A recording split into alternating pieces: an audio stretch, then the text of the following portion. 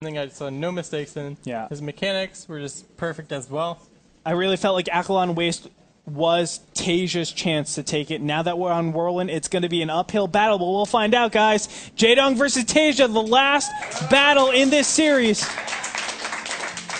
Let's give it up. In the bottom right-hand position as the red Zerg, it is Evil Geniuses, Jaedong.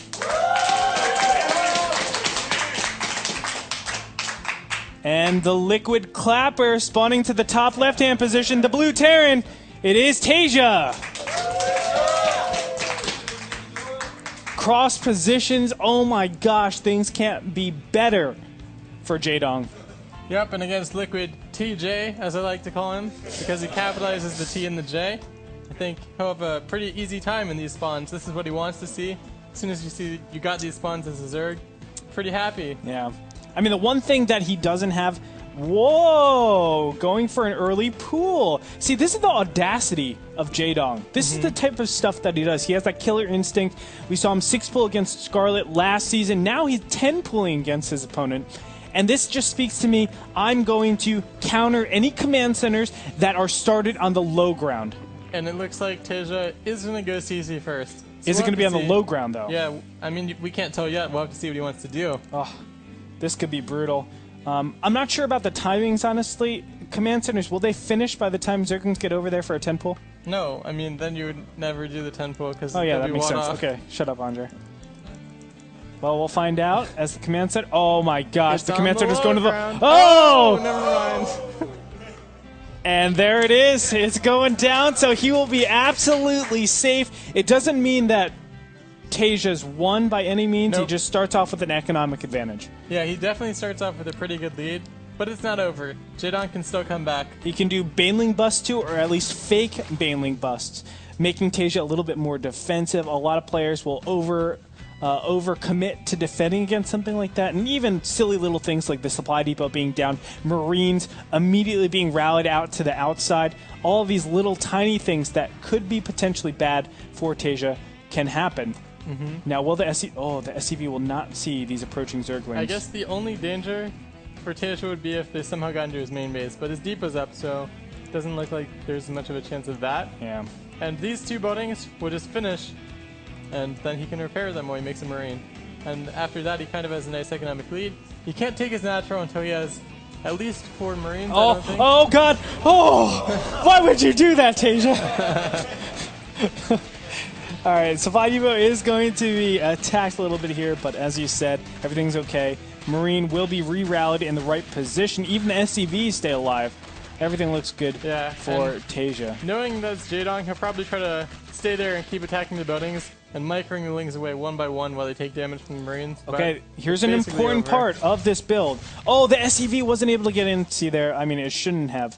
But the SCV, what it wants to do is see if there's any extractors down, because obviously you want to know if Baneling busts are capable for the Zerg player. Right now, I think Taeja, what he's going to do, if he feels comfortable, he'll push down, put a bunker down there, and say, okay, I'm fine. If he doesn't, what he's going to do is stay up here and just wait until he has at least a single Hellion, and just keep making additional SCVs from this command center, and just say, okay, well, I already know I'm ahead. I have that extra meal, no worries.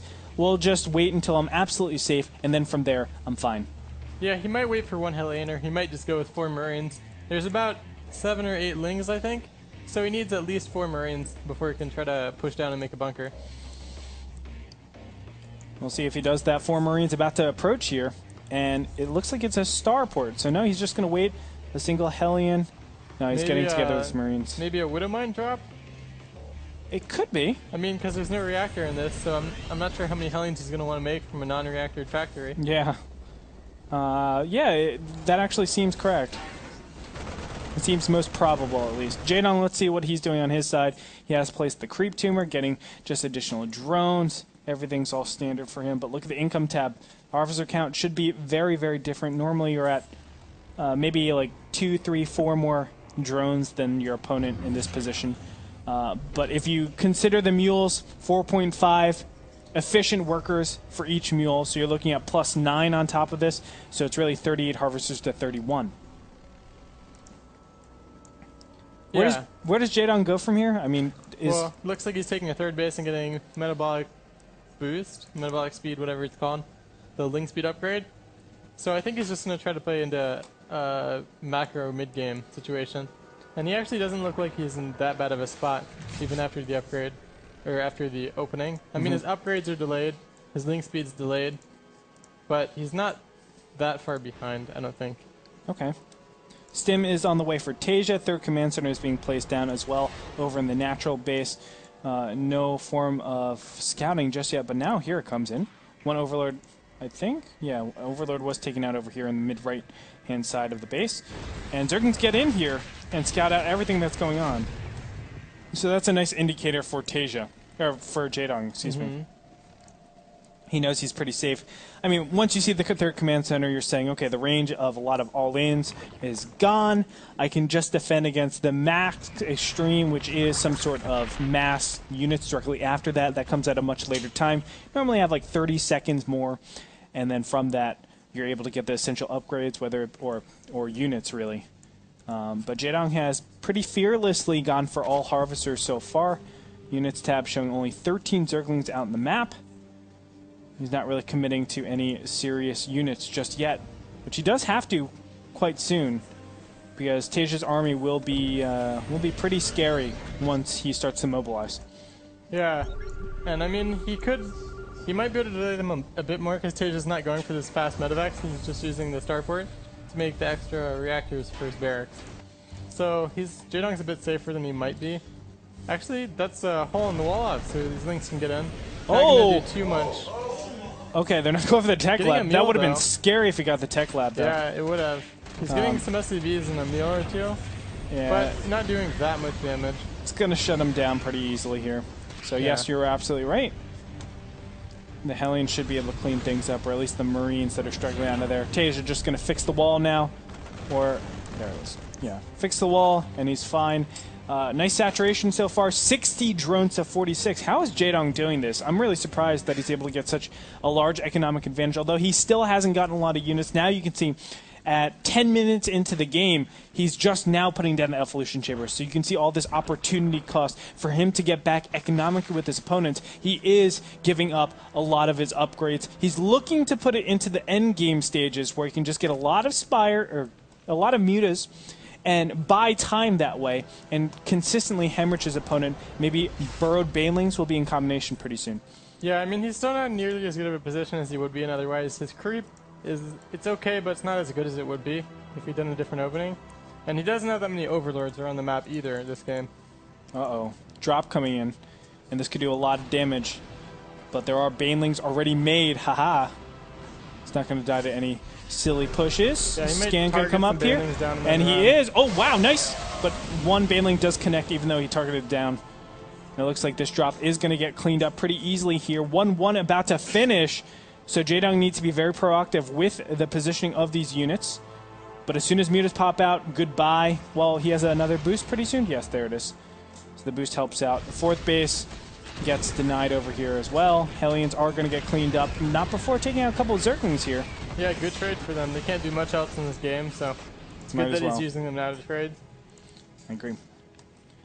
And right now, Jaedong is just trying to salvage the position. 2-2 has started a little bit late, giving the differential only 50 seconds, but still it's a nice timing for the Terran player. That's something that you're not normally used to. Widow Mine's being placed up, so he doesn't have to worry about any shenanigans. And we're going to have just an increasing macro game. I don't know how Jaedong does it, though, because even after coming out of that opening, which gives Taeja an economic lead, Jaedong never looks like he's behind much at all. And, I mean, he obviously must be behind because if your 10 point doesn't kill anything, then it's not good for you, but it looks like he's in a pretty good position right now. It just came down to the upgrades, right? Yeah, I mean, his upgrades are slightly behind, but besides that, it looks like everything else is going as it should go. And I guess fourth base finishing, and I mean, his supply is looking good compared to Taeja's. I guess this is facilitated by the fact that you're in cross positions, so you know your opponent's never really going to commit to that all-in, and that way he can play so brutally efficient. Like, he could have made a lot more units if he was worried about... Wow. If he was worried about a lot more, but he obviously didn't. Viking will go down here. But nothing too much. I mean, this is really surprising. Oh, engagement going to happen in the top middle hand position. And nice Widowmine connection. Baneling's not able to splatter on most of those Marines, unfortunate for him. A Marine squadron is going to go over the 4th base, try to take out a little bit of creep. This is a great little maneuver that he's doing, but intercepted by a bunch of Zerglings and forced to get back. Nice taking out, I was going to say nice taking out the other creep tumor, but he wasn't able to do that just yet. And the medevac should go down as boost has just been used. Again, going into the center, and this is the type of tactics that you have to do. It used to be like you start harassing your opponent everywhere just to kill like an expansion, but now it's kind of not regressed, but Terrans have realized you have to kill the creep first to really empower your main attacks. Yeah, this is just facilitating a push later on, and because later he's going to kind of want to push and use the chokes at the ramps and the entrances to the bases, and that's where he wants to push and try to trade. So he needs to clear up all this creep in the middle of the map before he can do that. And look at how intelligent Jaedong is. I mean, he instantly puts creep back up. Widowmine's going to drop down, and engagements are going to go in the favor of Jaedong, it looks like, because he's just rolling past, no further AoE. Baneling still moving forward. Muta count is still pretty high and unhindered. Where are the Widowmines? No, they're going to get hit by a lot of Banelings. And they don't blow up on a lot. That's actually a great move for Jaedong, as he was able to maintain a lot of the position. And off of creep, normally you would say that engagement isn't good, but he's able to have a 4th base, continue mining, still retain a lot of his Muta count. Yeah, Taeja's having trouble getting something done in these cross positions. By the time he moves across the map, Jaedong just has enough units to shut down his pushes so far. And, I mean, the amount of units Taeja has now isn't enough to push again. So he's probably going to have to wait until he's at least about 170 or maybe even more before he pushes again. Hive Tech on the way for that 3-3 that's very valuable. So again, we're going to see a timing where, you know, it's a good like 2 minutes where Taeja will have 3-3 over his opponent's 2-2. That does help out, trying to instigate some sort of fight, but low count of units will go and try to trade off. Doing a good job. The Muta count currently is at 24. That's a nice count, actually, to just one-shot basically any major thing, like medevacs and such. These medevac drops aren't doing too much either. It's still a good effort by Taeja. Every time he uses it, he pushes with some units across the middle, kills some creep tumors, but he's not getting any damage done with the drops.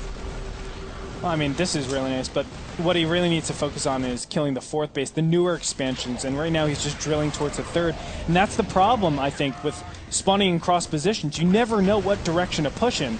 You're always trying to kill the bases, the newest bases, but it's hard to do that consistently.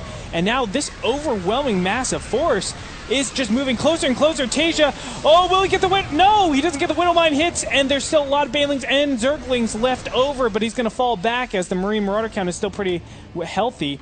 And not fighting on creep obviously kind of facilitates that as well. Baneling hit squadron going to the front of the natural, not being able to do much damage. Instantly he puts up his creep, or his supply depots.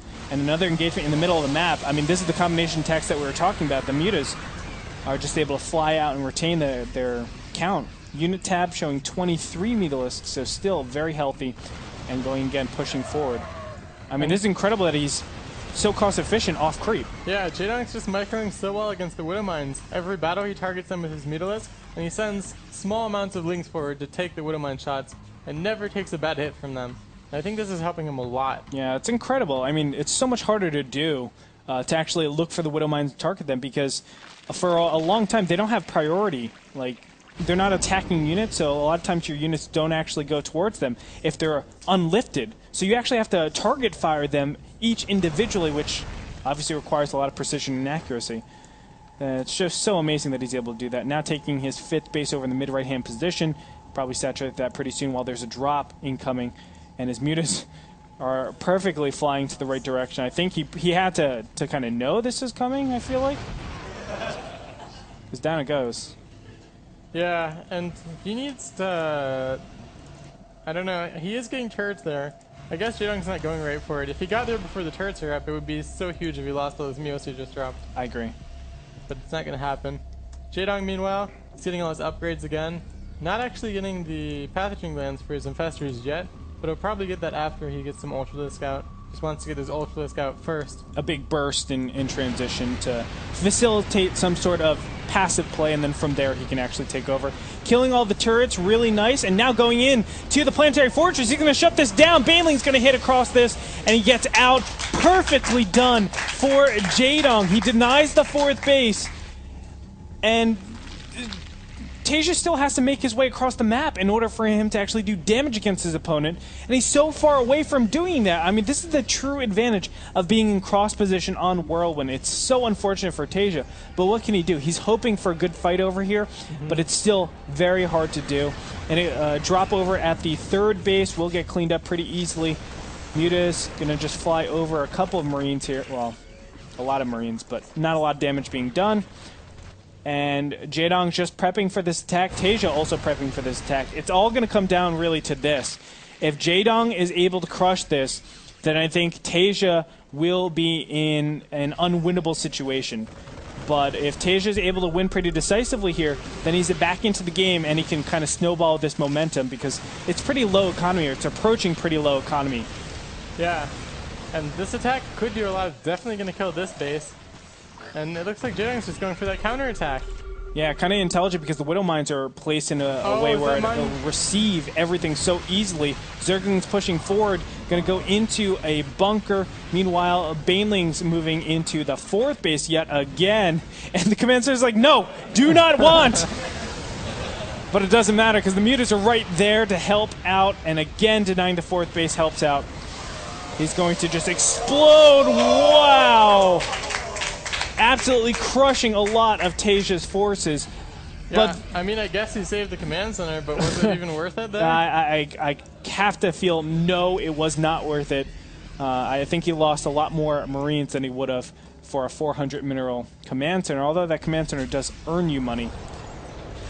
Again, we have a situation where Taeja is just struggling to push out and get a good position. The Widow Mines come, that's what it really comes down to. Those are the X factor.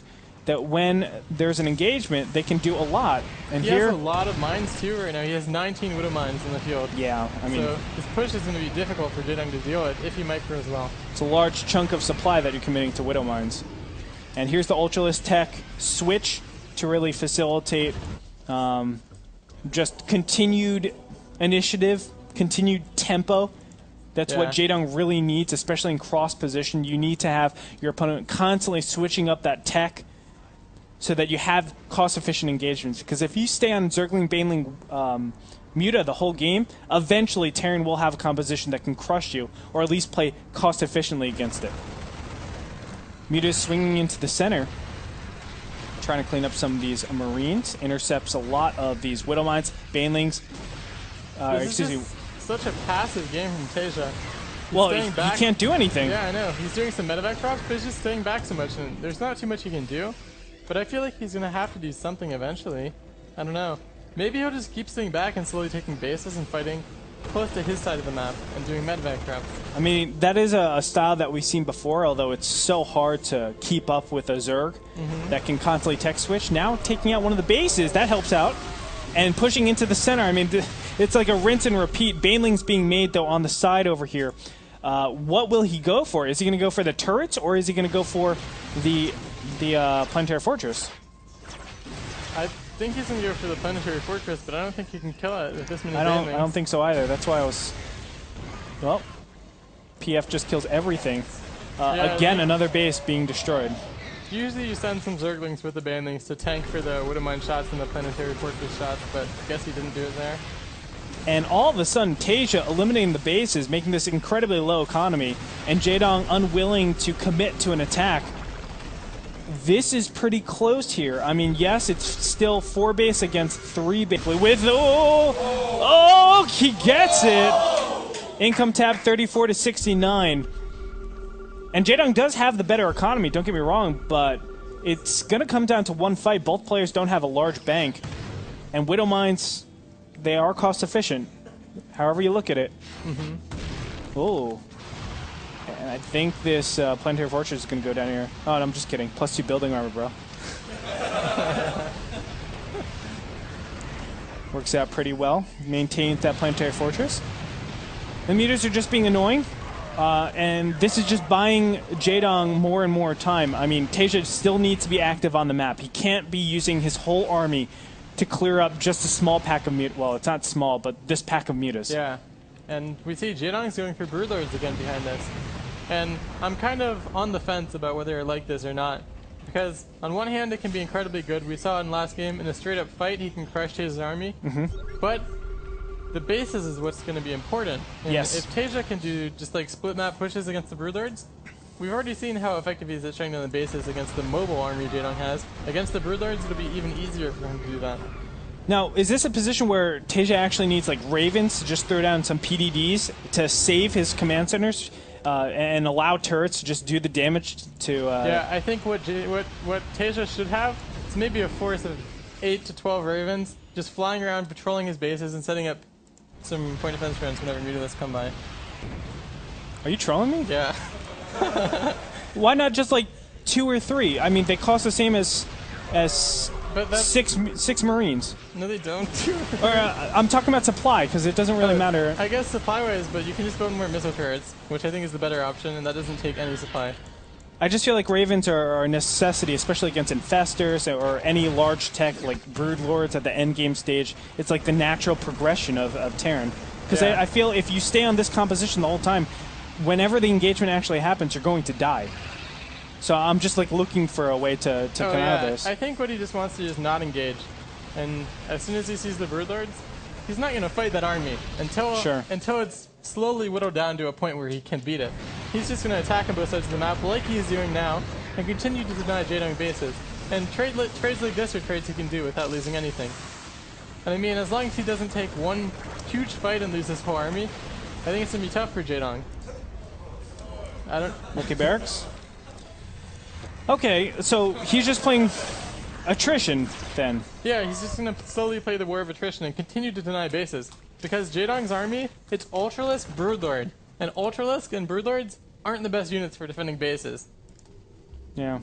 So I think now scanning this, he should just send units and attack both sides. Oh no, he's going for the fight!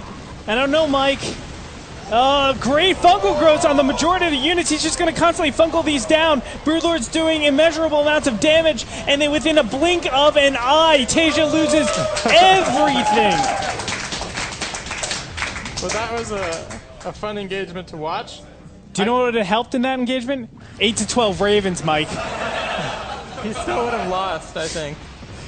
Yes, he still would have. Well, I don't know. I think... I don't know why Taeja went for the fight there.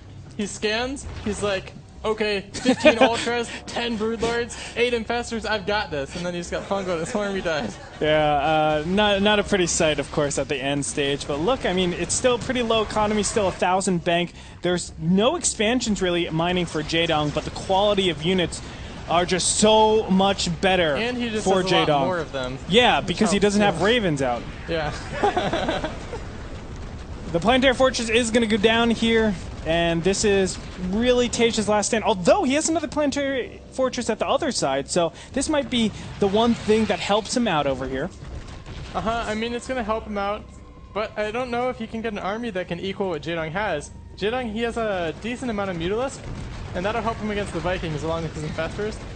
And I don't know how you can beat that ground army at this point. And with all those Banelings in production too, he just has so many Ultras and Banelings and Lings and Infestors. And Taeja has not very much bio units. He's going for a counterattack now, which I think this is what he should have done before. Before that big fight, before he lost his whole army. Well, yeah, just sidestep the army. Say, if you want to really kill an expansion, we're going to trade expansions. That's the way I can equalize. It just looks silly with Ultralisk Broodlord trying to follow him around the map. Yeah, I agree. I mean, they're not a very mobile army, are they? He can still make this close, though, if he just does this base trade. Because, again, Jaedong's immobile army is going to take a little while to kill all of Taeja's bases and infrastructure. And Jaedong doesn't have much left to defend against this much bio. It takes a large amount of Zerg units to clean it up. That's true. The Broodlords and Mutas are still doing a good job, though. And Marines and Marauders on the other side, the base trade is being committed over here. No drones, no income for either of these players. Look at that income tab, 0040. One drone is mining somewhere on this map. That's it. And Taeja is microing against these Mutalisks now. If he can take him out, then maybe he can take out the Broodlords. And once the Broodlords are gone, maybe he has a chance. Yeah. Jaedong's Infestors are separated right now from the Broodlords. But once those 5 or 6 Infestors get up there, he should be able to defend them. Alright, well, Ultras are back to save the main base and prompt pickup. He just picks up and flies around, and good luck mining when he's doing this. I'm still looking. Oh, there it is. Found it. I was like, where is Jaedong mining from? I found it, Mike. You found it. Investigation is over. Now, fungal growth is going to assist a little bit for Jaedong, just having a swift retreat. These Vikings are kind of Taeja's lifeline. He needs them, because without them, I don't think he can kill the Broodlord. I don't think so either. I don't think so either, because with the Broodlord, you need a direct engagement against Broodlords, but Ultras, you want to have a kiting engagement. So they do have synergy, it's just incredibly supply inefficient, and it's not too mobile. And that's why it runs into these type of troubles. Now attacking the hatchery over here in the top right-hand position, Banelings do connect, but they're not able to do enough damage. Yeah. Mutas get back. Well, Muta gets back here. I think Taeja's best hope now is a draw. You think so? Yeah, I don't think he can win at this point. Oh no, Vikings are gonna go down here. I mean, oh no, he attacked his own Viking. And with it, I don't know what Taeja can do at this point. I mean, he still has his medevac drops, but he would have to kill every single building of Jaedong's in the entire map to eliminate him. And a player as good as Jaedong probably isn't going to let that happen. Yeah. And if you look at how much army Jaedong still has left, I mean, look at all these Ultras and Banelings and Infestors. That's way more than enough to kill that many Marines and Marauders. It's incredible. And I mean, he can lift off, but there's still Mutalisks. Yeah. And the only way Let's see how many Mutas. 4 Mutas out on the map. Now, there are locations that you can go to just defend. The no, there's 2 drones. I'm sorry, guys. 2 drones out in the field. Yeah. One of them. Maybe he should try to just like wall off at the top of one of the ramps and just position all of his bio behind a wall off. And then wait, Mike, wait, this is gonna escalate. Fungal grows, and there it is. GG, Jaedong takes